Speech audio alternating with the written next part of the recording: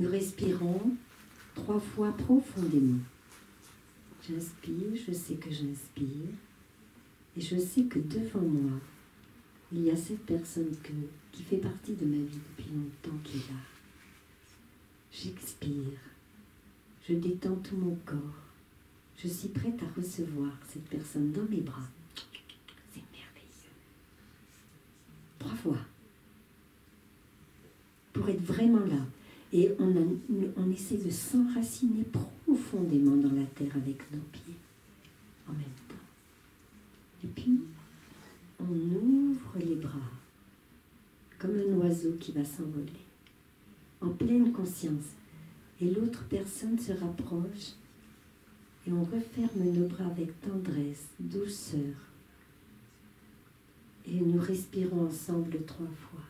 J'inspire, je sais que tu es encore là, vivant, entre mes 2 bras. J'expire. Je sais que nous avons une chance merveilleuse d'être ensemble encore. Mais quel bonheur! Et on se tient comme ça, bien serré. On respire bien lentement 3 fois. Et puis on se sépare. Si on veut que ce soit un petit peu plus formel, ça on peut le faire dans un endroit comme le nôtre ici.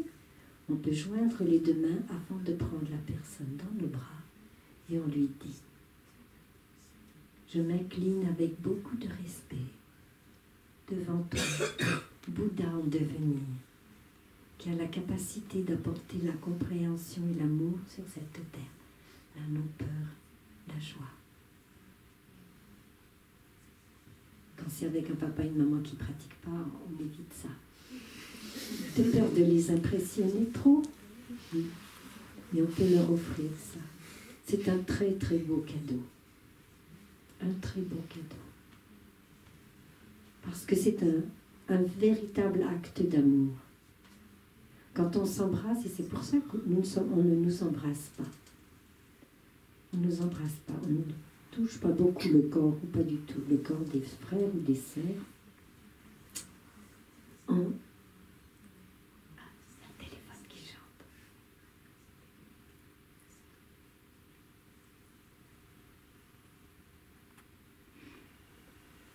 D'une façon générale, nous ne touchons pas le corps des frères ou des sœurs. Mais entre eux, il nous arrive de prendre dans nos bras des amis, des dames, en tant que sœurs, des dames. Et les jours où il y a le nouvel an, quelque chose comme ça, des amis laïcs attendent avec impatience d'être dans nos bras. C'est vrai, n'est-ce pas? Oui, bien sûr. Et réciproquement. Et il y a aussi un être très merveilleux qui s'appelle Ama. Tout le monde connaît Ama, au moins de réputation. Elle est capable de prendre dans ses bras des centaines de personnes. Elle pratique jour et nuit, elle embrasse, elle ouvre ses bras comme une maman. Elle serre sur son cœur pendant quelques instants. Le petit enfant qui est triste en nous, qui a besoin d'aide, d'amour, de tendresse, de reconnaissance. Elle ouvre ses bras, laisse partir et hop, un autre enfant se blottit contre elle. On peut essayer ces pratiques avec nos parents, vous savez.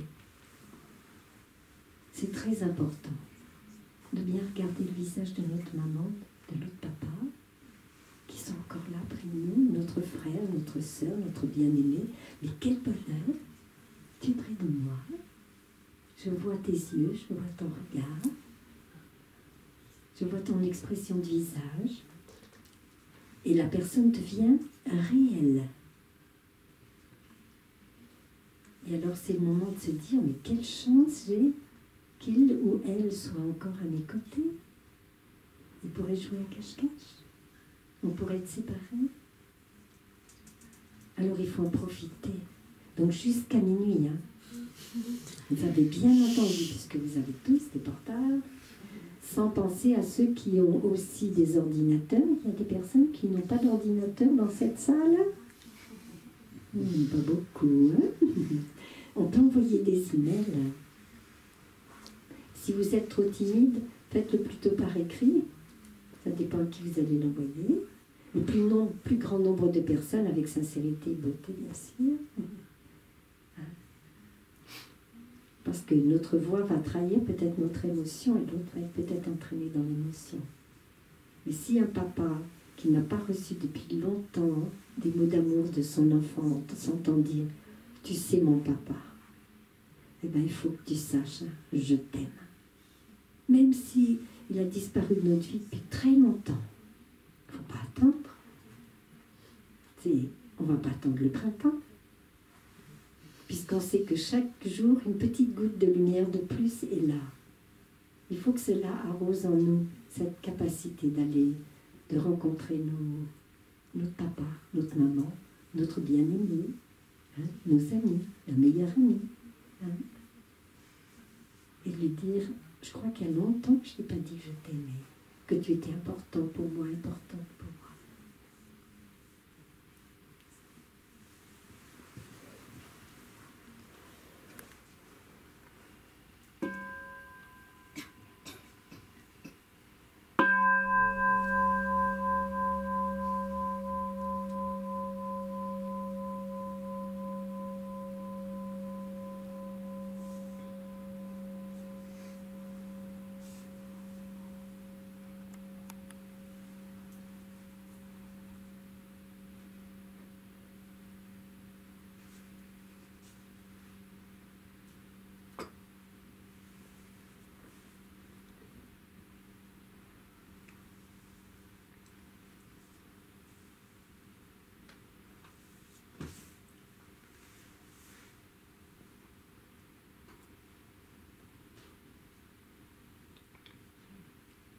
Noël, c'est aussi le jour des cadeaux.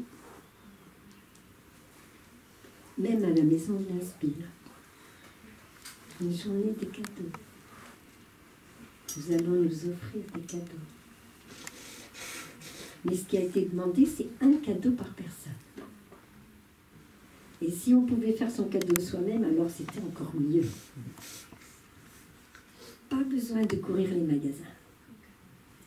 Pas besoin de rencontrer la foule, de faire la queue pour payer, d'essayer de trouver quelqu'un qui vous fasse votre emballage le plus merveilleusement possible, faire la queue encore pour ça, sortir du parking quand on peut, parce qu'il y a la queue pour sortir du parking aussi, pour y rentrer aussi, vous voyez? Nous n'avons pas besoin de grand-chose pour être heureux et rendre les êtres qui nous entourent heureux. Notre rêve serait que Noël reprenne le goût de Noël. Quelque chose de doux, de paisible. Pas trop de paroles, des gestes de tendresse, des regards pleins d'amour, de compréhension les uns pour les autres, les unes pour les autres. Et le pardon. Se pardonner. Arriver à se pardonner à soi-même.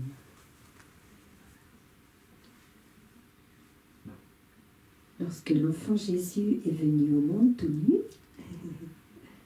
il est venu pour annoncer que l'amour existait. Et lorsque le Bouddha est venu au monde, c'était pour la même chose. Il avait un destin, ils avaient tous les deux un destin.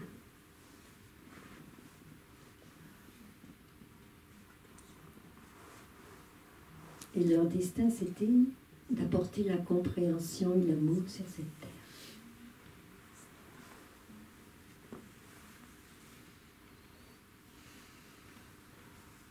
C'est un merveilleux destin que d'apporter l'amour sur cette terre.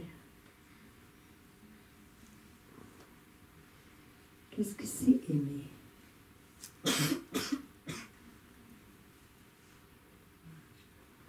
Est-ce que c'est la passion?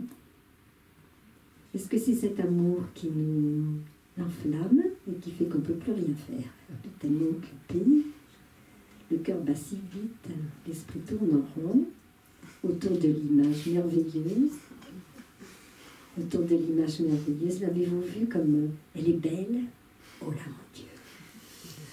Et l'avez-vous vu? Il est grand, ou bien, oh là là, quel regard! Vous savez, je vois dans vos sourires que vous savez de quoi je parle. Est-ce que c'est l'amour? Est-ce que c'est l'amour? Oui, un peu, hein? Quand même, je l'espère.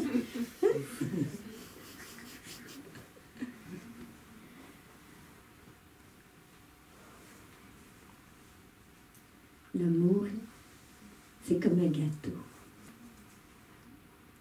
Il y a des ingrédients qu'on met dedans. Si on écoute ce que dit le Bouddha, normalement, le premier ingrédient qu'on met dedans, c'est la bonté aimante. Avoir une attitude de bonté aimante pour la personne vers laquelle notre cœur se tourne, notre esprit se tourne. Savoir prendre soin de lui, d'elle, attentive à ses besoins, attentive à ce qu'il aime, ce qu'elle aime ou n'aime pas. Savoir arroser ses belles graines. C'est Maitri, la bonté. Le deuxième ingrédient qu'on glisse dans le bol de l'amour, c'est la compassion. Karuna, la compassion. C'est quoi la compassion? Eh bien, c'est être capable de voir ce qui est merveilleux dans l'autre, mais aussi quand la personne souffre. Quand la personne souffre, pouvoir le détecter. Ça ne veut pas toujours dire qu'on sait comment faire pour le soulager, mais au moins le voir, reconnaître. Ah, mon bien-aimé, ma bien-aimée, mon papa, ma maman, grand-père, grand-mère, mon ami, souffre. Je regarde, je sais, et je vais essayer de trouver le biais pour soulager cette souffrance. Quelquefois, c'est seulement être là en silence. C'est une pratique que je pratique beaucoup. Seulement être là en silence, près de la personne qui souffre. Surtout quand je vis avec 24 heures sur 24, présente. Ne pas envahir son espace, lui laisser de l'espace. Être là, savoir qu'on est là. De temps en temps, regarder, ça va? Et dans ce ça va, il y a toute cette compassion dedans. Ça veut dire de l'île intérieure où je me tiens, je te vois, mon bien-aimé, ma bien-aimée. Et je te tends les bras. Et c'est très important. Le troisième ingrédient indispensable pour faire le gâteau de l'amour. La joie. Être ensemble et ne pas avoir de joie, alors c'est pas l'amour, tout simplement. C'est autre chose, c'est un autre gâteau. Mais c'est pas celui-là. La joie est indispensable dans le partage de l'amour. Vous imaginez, qu'est-ce que je pourrais lui faire pour le rendre heureuse aujourd'hui?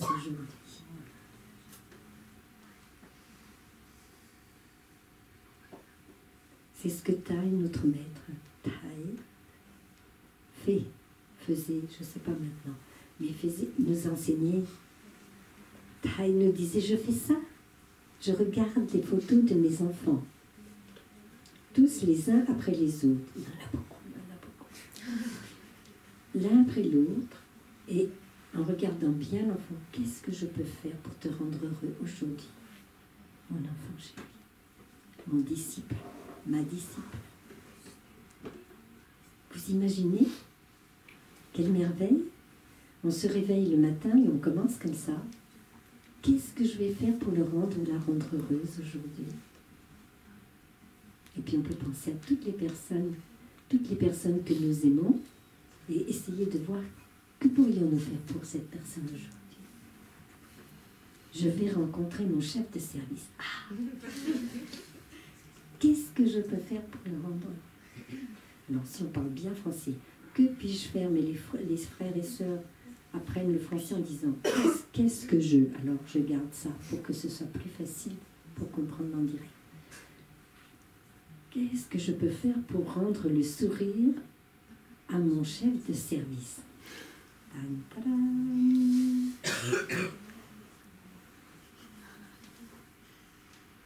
Vous imaginez que vous êtes dans la situation?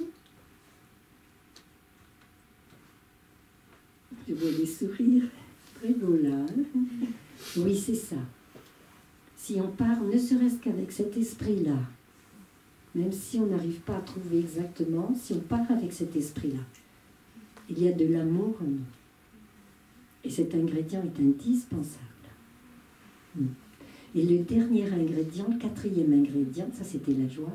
Quatrième, l'équanimité. Quand on est passionné, il y a une seule personne au monde, mais une seule. Hein.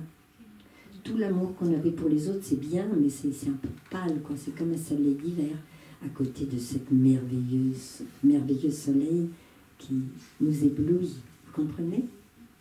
Et l'équanimité, c'est arriver à ouvrir son cœur de plus en plus, au plus grand nombre possible d'êtres, de telle sorte que notre amour puisse englober tous les êtres, même le petit ver de terre qui grelotte sans chemise au milieu du chemin.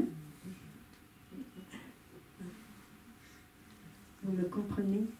Alors avec ces ingrédients-là, avec ces 4 ingrédients-là, on va faire un gâteau très délicieux qu'on va pouvoir nommer amour. Oui. S'il n'y a pas tout ça, c'est pas l'amour. Hein? Alors, comment ça va se passer? Si vous êtes tombé amoureux de quelqu'un, ne l'approchez pas de trop près. Oui, je sais, c'est pas la mode. Ne l'approchez pas de trop près. Dites-vous, est-ce que cette personne peut être mon ami pour très longtemps? Est-ce que je peux avoir vraiment confiance en cette personne? Est-ce que je peux bâtir quelque chose avec cette personne? Est-ce que nous aimons les mêmes choses? Est-ce que je suis capable, si je suis une dame, est-ce que je suis capable de rester devant un match de rugby tout l'après-midi? Parce que ça sera le seul moyen de l'avoir près de moi. Ou bien, est-ce que je... Vous voyez, il y a des dames qui rient, elles savent de quoi elles parlent. De quoi je parle. Ou bien, pour les messieurs, suis-je capable de supporter toute l'armée de ses amis quand elles débarquent à la maison et qu'elles sont en train de boire le thé, de manger des petits gâteaux, voilà. Est-ce que je suis capable de ça? Est-ce que je l'aime assez pour ça? Vous imaginez? Alors, quand vous êtes amoureux, la première chose à faire, on s'arrête. Oui, c'est difficile. Hein? On retourne à soi-même, on respire.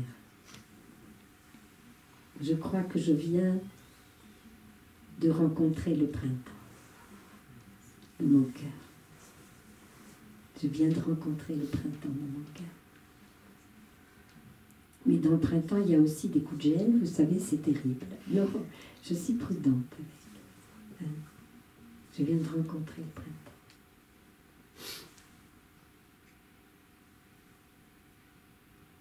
C'est un être qui a l'air merveilleux.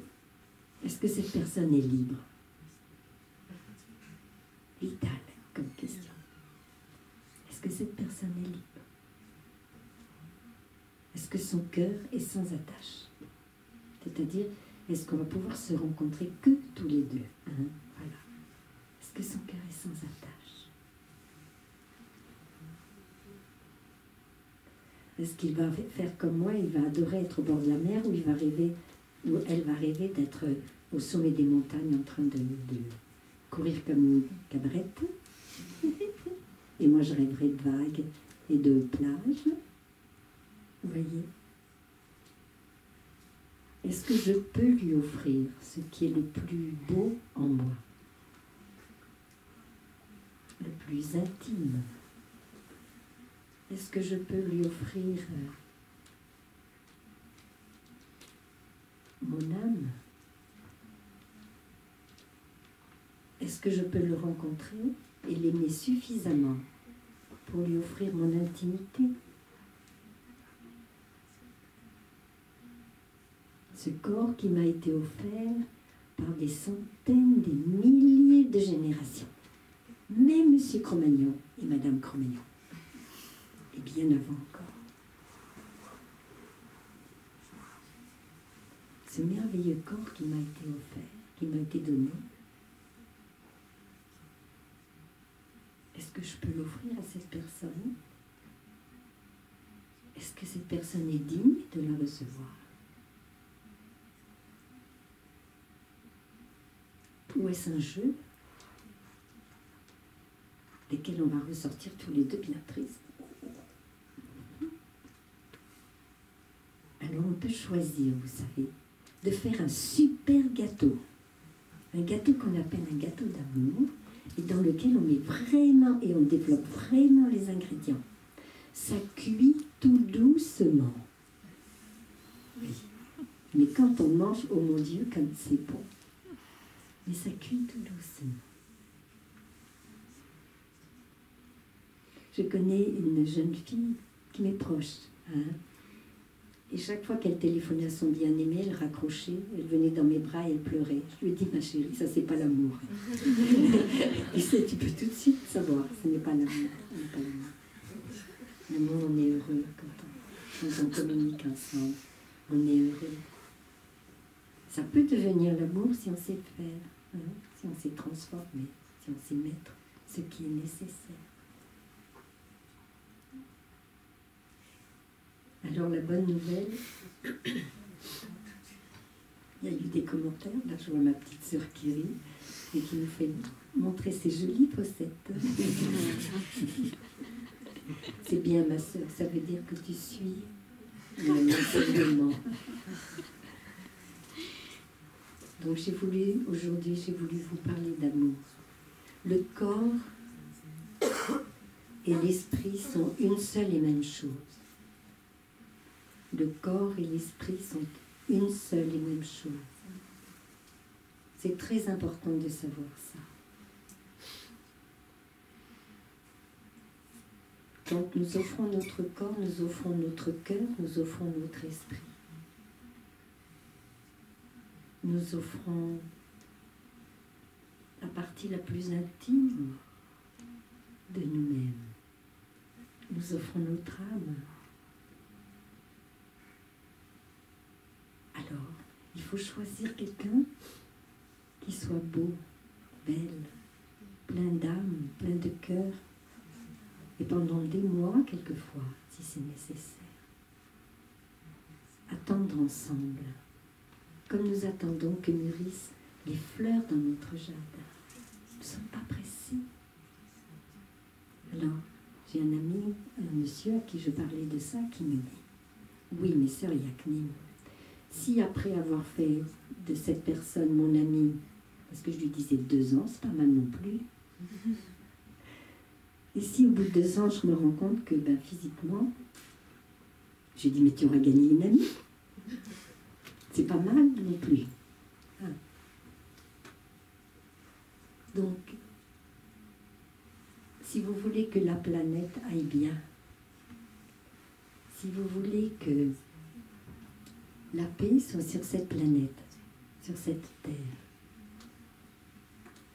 Alors il faut que nous réapprenions à marcher dans la pleine conscience, à regarder les êtres pour ce qu'ils sont, des merveilles, découvrir la beauté que nous portons en nous, à l'intérieur de nous, comme ce petit enfant Jésus dont j'ai parlé tout à l'heure, cette île intérieure, cette esprit du Bouddha qui est à l'intérieur de nous et qui mérite mieux qu'un amour qui n'est pas de l'amour. Hein. Et que ce soit Jésus ou que ce soit le Seigneur Bouddha, ils nous ont apporté le vrai chemin de l'amour.